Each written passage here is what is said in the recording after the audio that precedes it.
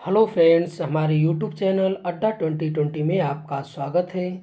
तो आज हम लेकर आए हैं रेलवे के प्रीवियस ईयर क्वेश्चन लेकर आए हैं जो आने वाले सभी एग्ज़ाम के लिए बेहद महत्वपूर्ण होने वाला है। इन सभी क्वेश्चन को हम फुल डिस्कशन करेंगे। तो आइए हम लोग एक एक करके स्टार्ट करते हैं। पहला क्वेश्चन आपसे पूछ रहा है कि किसी पदार्थ की प्रतिरोधकता इनमें से किस कारक पर निर्भर करती है। तो किसी भी पदार्थ की प्रतिरोधकता जो है किस पर निर्भर करती है, तो ये उसके तापमान पर निर्भर करती है। ठीक है, किस पे? ये तापमान पर निर्भर करती है। अब देखिए प्रतिरोधकता का सूत्र क्या होता है, ये होता है आपका R इक्वल टू, ठीक है, ये रो L अपान A होता है। ठीक है, इसमें R जो है आपका प्रतिरोधकता है, रो जो है आपका ये विशिष्ट प्रतिरोध है, L जो है लंबाई है और A जो है क्षेत्रफल है। ये जो फार्मूला है ये बेहद इंपॉर्टेंट है। इस पे जो है क्वेश्चन आगे बहुत से पूछे गए हैं। आगे हम जब अगला प्रैक्टिस सेट कराएंगे उसमें भी बहुत पूछे गए हैं और इसमें भी आपके पूछे गए हैं। अब आगे हम लोग देखते हैं कि पूछ रहा है कि निम्नलिखित में से कौन सी विद्युत ऊर्जा को वाणिज्यिक इकाई है। ठीक है, तो ये विद्युत ऊर्जा की कौन है वाणिज्यिक इकाई, तो ये है आपका किलोवाट घंटा। ठीक है, किलोवाट घंटा जो है आपका विद्युत ऊर्जा का जो है ये वाणिज्यिक इकाई है। ठीक है, अगर हम विद्युत ऊर्जा की बात कर लेते हैं तो ये आपका होता है P। ठीक है, क्या होता है देखिए P इक्वल टू ये होता है W अपान T होता है। ठीक है, यानी इसका मात्रक क्या हो जाएगा, ये आपका जूल पर सेकेंड। ठीक है, इसका एक मात्रक ये होता है या वाट भी होता है, इसका क्या होता है वाट भी होता है। तो ये आपका फॉर्मूला ये आप लोग याद कर लीजिए, P equal to W upon T.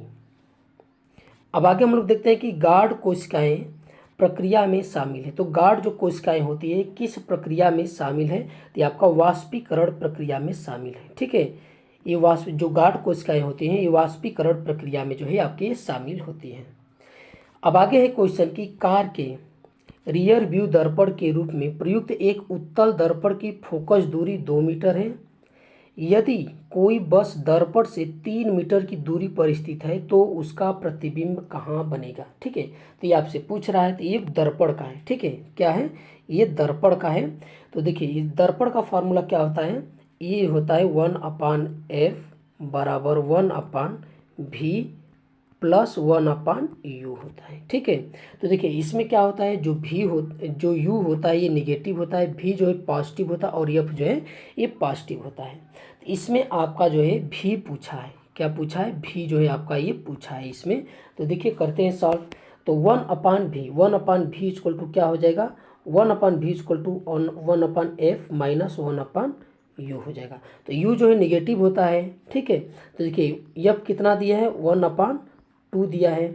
ठीक है, u निगेटिव होता है तो -3 और ये माइनस कितना हो जाएगा, ये जो है u इक्वल टू कितना दिया है, ये -3 मीटर। ठीक है, तो ये माइनस और ये माइनस प्लस हो जाएगा तो 1/3 हो जाएगा।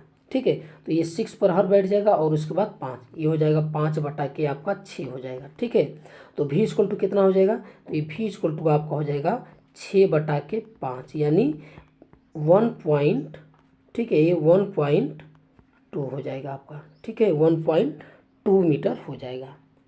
कितना हो जाएगा 1.2 मीटर। तो ये कौन सा हो जाएगा, ये आपका दर्पण के जो है पीछे कितना बनेगा आपका 1.2 बनेगा। ठीक है, अब आगे हम लोग देखते हैं कि निम्नलिखित में से कौन सा ब्लीचिंग पाउडर का उपयोग नहीं है। तो इनमें से ब्लीचिंग पाउडर का उपयोग जो है इनमें से किसके लिए हम लोग नहीं करते हैं। ठीक है, तो देखते हैं। देखिए पेयजल को कीटाणु मुक्त बनाने के लिए करते हैं, सोडा एसिड अग्निशामकों में ये आपका गलत है। ठीक है, कई रासायनिक उद्योगों में ऑक्सीकरण अभिकर्मक के रूप में यूज करते हैं, ये भी सही है, और केक बेकिंग सेकने हेतु करते हैं। ठीक है, तो ये भी आपका सही है। ठीक है, तो इसमें देखिए इसमें जो कौन सा सही हो जाएगा आपका, तो ये आपका ये वाला, बाकी ये करते हैं सोडा एसिड अग्निशामकों में करते हैं, ये केक बेकिंग सेकने हेतु नहीं करते हैं, तो ये आपका बी सही हो जाएगा। ठीक है, कौन बी, ये चौथा वाला जो है आपका ये गलत है। ठीक है, केक बेकिंग सेकने हेतु ये आपका गलत है, बाकी ये तीनों जो है सही है। केक बेकिंग सेकने के लिए जो है आपका किसका उपयोग करते हैं हम लोग, इस सोडियम बाइकार्बोनेट का उपयोग करते हैं। ठीक है, सोडियम बाइकार्बोनेट का इसमें उपयोग करते हैं। आगे क्वेश्चन है कि एक गर्भ निरोधक तकनीकी जो गर्भाशय के भीतर शुक्राणुओं के फैगोसाइटोसिस को बढ़ाती है वह कौन सी है। तो इनमें से वह कौन सी है जो गर्भाशय के भीतर शुक्राणुओं के फैगोसाइटोसिस को बढ़ाती है, तो कौन सी है, तो ये आपका है कॉपर टी का उपयोग से। ठीक है, कॉपर टी के उपयोग से जो है ये गर्भाशय के भीतर जो है शुक्राणुओं के फैगोसाइटोसिस को बढ़ाती है। आगे क्वेश्चन की न्यूलैंड्स के अष्टक में किन दो तत्वों के गुण समान पाए जाते हैं। ठीक है, तो किन दो तत्वों के गुण जो है आपके समान पाए जाते हैं, तो ये आपके पाए जाते हैं इनमें से ये लिथियम और सोडियम। ठीक है, लिथियम और सोडियम जो है पाए जाते हैं। इसमें जो है न्यूलैंड अष्टक के नियम में होता है कि 8वें तत्वों के जो गुण होते हैं ये पहले तत्व के गुणों के समान होते हैं। ठीक है, 8वें जो तत्व होते हैं उनके गुण जो है पहले तत्व के गुण के समान होते हैं, ये आपका होता है। ठीक, और ये जो है न्यूलैंड अष्टक नियम में जो है ये परमाणु भार के बढ़ते हुए क्रम में जो है ये व्यवस्थित किए थे। अब आगे हम लोग देखते हैं, अगला है कि निम्न में से किस जीव में लिंग का निर्धारण आनुवंशिक रूप से नहीं होता है। तो इनमें से किनका जो है लिंग निर्धारण जो है आनुवंशिक रूप से नहीं होता है, तो ये आपका घोंघा का। ठीक है, जो घोंघा होता है इनका जो है आनुवंशिक रूप से जो है लिंग निर्धारण नहीं होता है। ठीक है, इसमें जो है देखिए घोंघा में जो है अपना लिंग जो है ये परिवर्तन ये लोग करते हैं। जब ये पैदा होते हैं तो ये नर के रूप में होते हैं, जब ये पैदा होते हैं तो नर के रूप में होते हैं। और उसके बाद जब ये जैसे कि ये एक छोटा घोंघा एक बड़ा घोंघा है। ठीक है, और इसमें जो है जब ये पैदा होते हैं तो नर के रूप में, फिर बाद में ये कैसे अपना मतलब कि समलैंगिक प्रक्रिया करते हैं, जैसे शारीरिक संपर्क में आते हैं, ये अपना कैसे मतलब प्रक्रिया करते हैं। तो इसमें एक प्रक्रिया होती है कि जो छोटा वाला जो घोंघा होता है और जो बड़ा वाला। ठीक है, तो जब ये घोंघा बड़े होते हैं तो ये जो है आपका जब एक दूसरे के संपर्क में आते हैं शारीरिक संपर्क में, तो जो ये बड़ा वाला जो घोंघा होता है ये मादा बन जाता है। ठीक है, ये मादा बन जाता है, और जो छोटा वाला जो घोंघा होता है ये नर बन जाता है। ठीक है, ये नर बन जाता है, और जब पैदा होते हैं तो ये नर के रूप में होते हैं। ठीक है, ये हमेशा ये नर के रूप में होते हैं। अब आगे हम लोग देखते हैं, अगला क्वेश्चन है कि एक प्रकाश किरण दो माध्यमों को पृथक करने वाले एक इंटरफेस पर उसके उसके अभिलंब के अनुदिश आपतित होती है।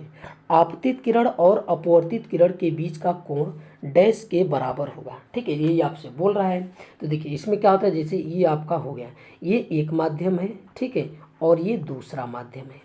तो ये मान लीजिए ये गया किरण, ठीक, ये गया आपका। ठीक है, तो इसमें बोल रहा है कि अभिलंब के अनुदिश ये आपतित। ठीक है, ये आपतित किरण और अपवर्तित किरण। ठीक है, ये आपतित अपवर्तित जो किरण होती है इनके बीच की जो कोण होती है ये 0 डिग्री होते हैं। ठीक है, कितने होते हैं, ये 0 डिग्री होते हैं। और एक फार्मूला और याद कर लीजिए अपवर्तनांक ज्ञात करने के लिए। ठीक है, अपवर्तनांक ज्ञात करने का फार्मूला 2 होता है, म्यू इक्वल टू सी अपान क्या होता है भी। ठीक है, सी अपान भी। जो सी होता है ये निर्वात में जो है प्रकाश का वेग होता है, और ये जो भी होता है ये जो है माध्यम में प्रकाश के वेग होता है। ठीक है, और एक फार्मूला और होता है, एक फार्मूला होता है म्यू इक्वल टू साइन, ठीक है, sine i upon sine r होता है। ठीक है, ये जो है 2 फार्मूले होते हैं। इन दोनों फार्मूले पे आगे चल के क्वेश्चन हम कराएंगे। आगे क्वेश्चन है कि निम्न में से कौन सा कथन गलत है। इनमें से पूछ रहा है कि कौन सा कथन जो है आपका ये गलत है।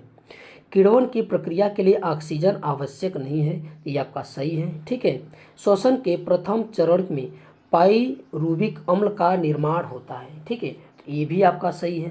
श्वसन के प्रथम चरण में ग्लूकोज का विघटन होता है, ये भी सही है। माइटोकॉन्ड्रिया में ऑक्सीजन की सहायता से एसिटिक अम्ल का विघटन होता है, ये आपका गलत है। ठीक है, डी जो है आपका गलत है। अब आगे हम लोग देखते हैं कि समूह के निम्न में से किस तत्व में सर्वाधिक अधात्विक गुण होते हैं। ठीक है, तो इनमें से किसमें जो है अधात्विक गुण जो है सबसे अधिक होते हैं, तो ये है आपके ऑक्सीजन। ठीक है, ऑक्सीजन में जो है अधात्विक गुण सबसे अधिक होते हैं। इसमें देखिए अधात्विक गुण जब हम ये आपका आवर्त सारणी है। ठीक है, तो इसमें क्या होता है, इसमें जब हम बाएं से दाएं की ओर जाते हैं तो अधात्विक गुणों में क्या होती है, वृद्धि होती है। ठीक है, जब हम बाएं से दाएं जाते हैं। जब हम ऊपर से नीचे जाते हैं तो अधात्विक गुण जो है घटता है और धात्विक गुण जो है ये बढ़ता है। ऊपर से नीचे आने पर धात्विक गुण बढ़ता है और बाएं से दाएं जाने पर अधात्विक गुण बढ़ता है। ठीक है, और जैसे कुछ उपधातु भी पूछ देता है तो जिसमें बेरिलियम, सिलिकॉन, जर्मेनियम, आर्सेनिक, ये सब जो है उपधातु है। अब आगे हम लोग देखते हैं, आगे क्वेश्चन है कि निम्नलिखित में से कौन सी मानव कोशिका अपने आकार को बदलने की क्षमता रखती है। तो कौन सी मानव कोशिका है, तो ये आपका WBC है। ठीक है, कौन है, WBC जो है ये जो है अपने आकार को बदलने की ये जो है क्षमता रखती है। ठीक है, और WBC में जो है आपका, WBC में ये आपका हीमोग्लोबिन नहीं पाया जाता है, ये रंगहीन होती है। WBC रंगहीन होती है। ठीक है, और इनकी जो संख्या होती है ये RBC से कम होती है। ठीक है, RBC से कम होती है। इनका काम क्या होता है, रोगाणुओं का भक्षण करना। ठीक है, तो इन्हीं के जो WBC के टाइप में 2 टाइप हम बता रहे हैं जो महत्वपूर्ण है, उससे क्वेश्चन बनते हैं। तो WBC के जो है टाइप है, एक है मोनोसाइट, क्या है, एक है मोनोसाइट है। ठीक है, ये है मोनोसाइट। मोनोसाइट क्या करता है, ये भक्षकाणु की भांति कार्य करता है। मतलब कि जो कीटाणु जीवाणु होते हैं इनको जो है भक्षण करने का काम करता है मोनोसाइट। ठीक, एक होता है लिम्फोसाइट। ठीक है, ये क्या होता है, ठीक है, लिम्फोसाइट। लिम्फोसाइट का कार्य क्या होता है, ये प्रतिरक्षी का निर्माण करते हैं। क्या होते हैं, प्रतिरक्षी के निर्माण करते हैं। इन्हीं के नष्ट होने से इन्हीं पर जो है जब कोई बाहरी मतलब कि अटैक जब करता है लिम्फोसाइट पे, तो इसी के नष्ट होने से क्या होता है, एड्स होता है आपका। आगे क्वेश्चन है कि एक छात्र किसी गोली दर्पण का उपयोग करके एक कागज पर सूर्य का एक स्पष्ट प्रतिबिंब फोकस करता है जो जिसे कुछ समय बाद जलने लगता है। तो दर्पण के बारे में इनमें से कौन सा जो है कथन ये सही है आपका। ठीक है, तो कौन सा कथन जो है, इसमें एक क्वेश्चन हमने छोड़ दिया, अभी मैं बताता हूँ, 13 नंबर क्वेश्चन छूट गया है। ठीक है, तो इनमें से पूछ रहा है कि कौन सा कथन जो है आपका ये सही है। तो कौन सा सही है, तो देखिए यह अवतल गोली दर्पण है, ये आपका सही है। ठीक है, ये अवतल गोली दर्पण ये सही है। इनकी फोकस दूरी धनात्मक होती है, ये गलत है। ये इसकी फोकस दूरी क्या होती है, ये ऋणात्मक होती है इसकी फोकस दूरी। यह एक अभिसारी दर्पण है, ये भी आपका ये सही है। तो ये आपका जो है A और C सही है, ऑप्शन C जो है आपका सही है। ये वाला क्वेश्चन आपका छूट गया कि यदि हम डैश में अमोनिया का विलयन मिलाते हैं तो एक सफ़ेद अवक्षेप बनेगा। ठीक है, तो इनमें से कौन सा हम विलयन मिलाएंगे, अमोनिया का। ठीक है, अमोनिया के साथ जो है हम कौन सा विलयन मिलाएंगे कि एक अवक्षेप प्राप्त होगा। तो इसमें जो है हम लोग AlCl3, ठीक है, क्या मिलाएंगे, AlCl3। ठीक है, जब हम अमोनिया के साथ इसका जो है अभिक्रिया करेंगे, ठीक है, 3NH3, ठीक है, 3H2, जब हम इसका अभिक्रिया करेंगे तब क्या बनेगा, देखिए तब क्या बनेगा, ये बनेगा AlOH का होल थ्रेस प्लस 3NH4Cl। यही जो है आपका सफ़ेद अवक्षेप है। ठीक है, यही जो है आपका ये सफ़ेद अवक्षेप है। तो ये आपका हम लोग AlCl3 का विलयन मिलाएंगे।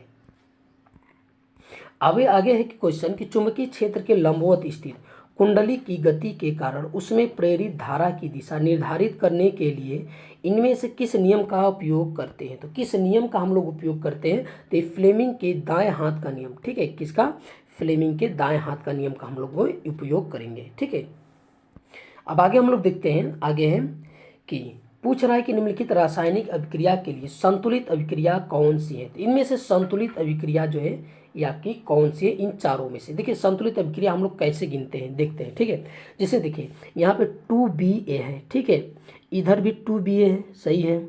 अब देखते हैं कि SO4 इधर कितना है, 2 है, तो इधर कितनी है, 3 है SO4, तो इसलिए यह अभिक्रिया संतुलित नहीं है। ठीक है, अब हम लोग देखते हैं अगला, यह 3Ba है, इधर भी 3Ba है। ठीक है, देख लिए, यह देखिए 3Ba है ये आपका। ठीक है, इधर भी 3Ba है, SO4 3 है, तो यहाँ पे भी SO4 3 है। यहाँ 2 Al है, तो यहाँ पे भी 2 Al है। ठीक है, यहाँ पे जो है 6 Cl है। ठीक है, तो यहाँ पे देखिए 3 दूना के 6, ये Cl है। तो ये आपकी अभिक्रिया जो है ये संतुलित है। इस तरह जो है हम लोग संतुलित अभिक्रिया करते हैं, ठीक है। आगे हम लोग देखते हैं कि निम्नलिखित में से कौन सी स्थितियां संभव है। तो इनमें से कौन सी स्थितियां जो है आपकी ये संभव है। तो देखते हैं, चुंबकीय बल रेखाएं एक दूसरे के समानांतर हो सकती है, ये सही है। एक दूसरे के समानांतर होती है चुंबकीय बल रेखाएं, एक दूसरे को एक कभी भी नहीं काटती है, ठीक है। चुंबकीय बल रेखाएं संकेंद्री वृत्त हो सकती हैं, ये भी आपकी सही है। संकेंद्री वृत्त का मतलब कि ये आपका एक केंद्र है, ऐसे ऐसे ऐसे, ये ऐसे, ठीक है, इस टाइप में। और बोल रहा है अगला कि चुंबकीय बल रेखाएं एक दूसरे को प्रतिच्छेदित करती है, ये नहीं करती, ठीक है। ये जो है सी जो है आपका सही है, ए और बी जो है इसमें का सही है, ठीक है। आगे हम लोग देखते हैं कि मानव वृक्क में वृक्काणु के नलिका नुमा भाग द्वारा आरंभिक निस्यंदन से इनमें से किन पदार्थों का चयनात्मक पुनः अवशोषण कर लिया जाता है। तो किनका जो है कर लिया जाता है, तो ये आपका ग्लूकोज, जल, लवण, अमीनो अम्ल का, ठीक है। ग्लूकोज, जल, लवण और अमीनो अम्ल का जो है ये जो है पुनः पदार्थों के चयनात्मक में पुनः अवशोषण कर लिया जाता है। आगे क्वेश्चन है कि दी गई विस्थापन अभिक्रिया में, द्विविस्थापन अभिक्रिया में ए और बी के स्थान पर क्रमशः क्या आएगा, ठीक है। ये आपकी अभिक्रिया दिया है, ठीक है। ए और बी जो है गायब कर दिया है, इसका प्रोडक्ट इधर दे दिया है, ठीक है। तो इनमें से ए और बी के स्थान पे क्या आएगा, तो इसकी हम लोग अभिक्रिया जो है पूरी कर लेते हैं। तो इसमें देखिए जो अभिक्रिया होगी तो ये आपकी क्या होगी, देखिए एक स्थान पे AgNO3 होगा प्लस, ठीक है, AgNO3 प्लस KBr, तब ये प्रोडक्ट बनेगा AgBr और KNO3। ये जो है आपका ए जो है आपका सही होगा। अब आगे है कि रासायनिक समीकरणों को संतुलित करने की आवश्यकता क्यों पड़ती है। तो ये क्यों पड़ती है, तो ये पड़ती है द्रव्यमान संरक्षण के नियम को संतुष्ट करने के लिए, ठीक है। द्रव्यमान संरक्षण के नियम को संतुष्ट करने के लिए जो है रासायनिक समीकरणों को संतुलित करने की जो है आपकी ये आवश्यकता पड़ती है। अब आगे हम लोग देखते हैं कि गहरे समुद्र में पानी का रंग नीला किसके कारण दिखाई देता है। तो किसके कारण दिखाई देता है, तो ये प्रकाश के प्रकीर्णन के कारण, ठीक है। प्रकाश के प्रकीर्णन के कारण जो है आपका ये नीला दिखाई देता है समुद्र का पानी, ठीक है। अब आगे हम लोग देखते हैं, आगे देखिए क्वेश्चन है कि दो तार ए और बी एक ही पदार्थ से निर्मित है, इनकी लंबाइयाँ जो है समान है किंतु अनुप्रस्थ काट के क्षेत्रफल भिन्न भिन्न है। यदि तार ए का प्रतिरोध तार बी के प्रतिरोध के 16 गुने के बराबर है तो तार ए और बी के अनुप्रस्थ काट क्षेत्रफलों का अनुपात क्या होगा। तो ये आपसे पूछ रहा है, ठीक है। तो देखिए मैंने आपसे फार्मूला बताया था पहले ही कि पहले क्वेश्चन से R = ρ/L/A ये बनाया था, ठीक है। तो इसमें देखिए बोल रहा है कि L जो है बराबर है, उसकी L जो है बराबर है और रो भी जो है आपका सेम है। इसमें जो है R जो है आपका R और A में परिवर्तन हो रहा है। इसमें बोला कि जो प्रतिरोध RA है, ठीक है, R का A वाले तार का प्रतिरोध है, ये प्रतिरोध B जो तार है इसका 16 गुना है। कितना है, ये जो है उसका 16 गुना है, ठीक है। तो क्या हो जाएगा, देखिए ये जो R1 है, ठीक है, R1 बराबर क्या हो जाएगा 16R2 हो जाएगा, ठीक है। ये आपका बोला है। तो बोल रहा है कि उनके अनुप्रस्थ क्षेत्रफल का अनुपात, तो देखिए ये है R1 मान लेते हैं, ये हो गया A1, ये हो गया R2 हो गया, ठीक है, बराबर ρL/A2 हो जाएगा, ठीक है। तो अब जो है R1/R2 कितना हो जाएगा, ये हो जाएगा आपका A2/A1 हो जाएगा, ठीक है। तो अब देखिए इसमें क्या बोल रहा है, ये बोला कि R1 जो 16R2 के बराबर है, ठीक है। तो क्या है 16R2 के बराबर है, बराबर R2, ठीक है, क्या हो जाएगा R2 = A2/A1, ठीक है। तो ये कट जाएगा आपका, ठीक है, ये कट जाएगा आपका। तो A2/A1 कितना हो जाएगा, A2/A1 जो है आपका हो जाएगा 16:1 हो जाएगा, ठीक है, ये 16:1 हो जाएगा, ठीक है। तो हमसे क्या पूछा है, हमसे पूछा है आपका ये तार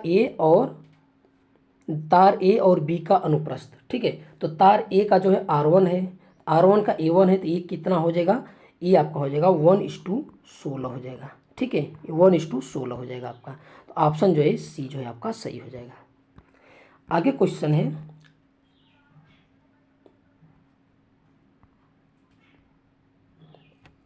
तो आज का ये क्वेश्चन यहीं पे समाप्त होता है। तो हमारा वीडियो आपको कैसा लगा, अच्छा लगा तो हमारे चैनल को सब्सक्राइब कीजिए और अधिक से अधिक शेयर कीजिए। देखने के लिए बहुत बहुत धन्यवाद।